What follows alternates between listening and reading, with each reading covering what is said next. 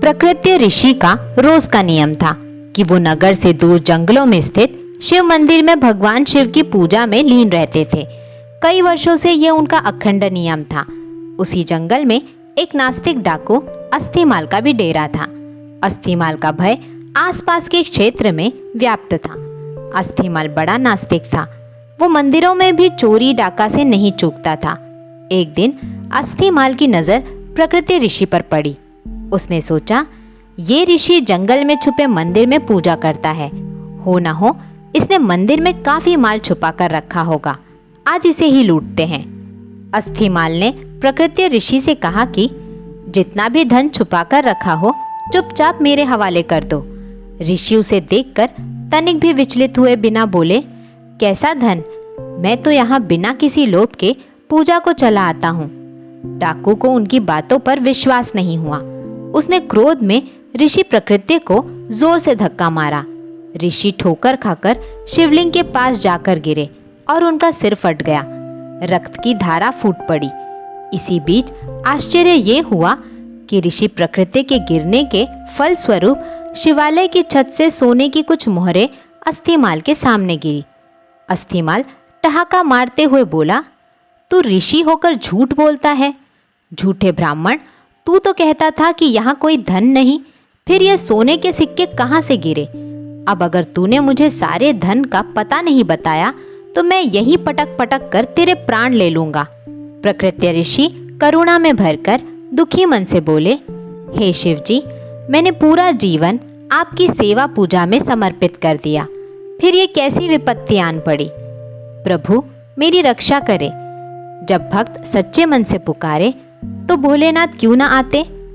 महेश्वर तत्क्षण प्रकट हुए और ऋषि को कहा कि इस होनी के पीछे का कारण मैं तुम्हें बताता हूँ। ये डाकू पूर्व जन्म में एक ब्राह्मणी था। इसने कई कल्पों तक मेरी भक्ति की, परंतु इससे प्रदोष के दिन एक भूल हो गई। ये पूरा दिन निराहार रहकर मेरी भक्ति करता रहा। दोपहर में जब इसे प्यास लगी तो ये जल पीने के लिए पास के ही एक सरोवर तक पहुंचा। संयोग से एक गाय का बछड़ा भी दिन भर का प्यासा वही पानी पीने आया। तब इसने उस बछड़े को कोहनी मारकर भगा दिया और स्वयं जल पी लिया। इसी कारण इस जन्म में ये डाकू हुआ। तुम पूर्व जन्म में मछुआरे थे। उसी सरोवर से मछलियां पकड़कर उन्हें बेचकर अपना जीवन यापन करते थे। जब तुमने उस छोटे बछड़े को निर्जल परेशान देखा तो अपने पात्र में उसके लिए थोड़ा जल लेकर आए। उस पुण्य के कारण तुम्हें ये कुल प्राप्त हुआ। पिछले जन्मों के पुण्यों के कारण इसका आज राज तिलक होने वाला था, पर इसने इस जन्म में डाकू होते हुए न जाने कितने निरपराध लोगों को मारा व देवालयों में चोरी की। इस कारण इसके पुण्य सीमित हो गए और इसे सिर्फ ये कुछ मुद्राएं ही मिल पाई।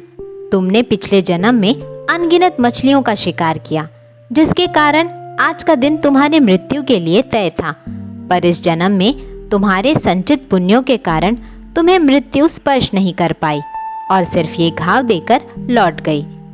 दोस्तों, ईश्वर वो नहीं करते जो हमें अच्छा लगता है। ईश्वर वो करते हैं जो हमारे लिए सचमुच अच्छा है। अगर आपके अच्छे कार्यों के परिणाम स्वरूप भी आपको कोई कष्ट प्राप्त हो रहा है तो समझिए कि इस तरह ईश्वर ने आपके बड़े कष्ट हर लिए। हमारी दृष्टि सीमित है, परंतु ईश्वर तो लोक परलोक सब देखते हैं, सबका हिसाब रखते हैं। हमारा वर्तमान, भूत और भविष्य सभी को जोड़कर हमें वही प्रदान करते हैं जो हमारे लिए उचित है।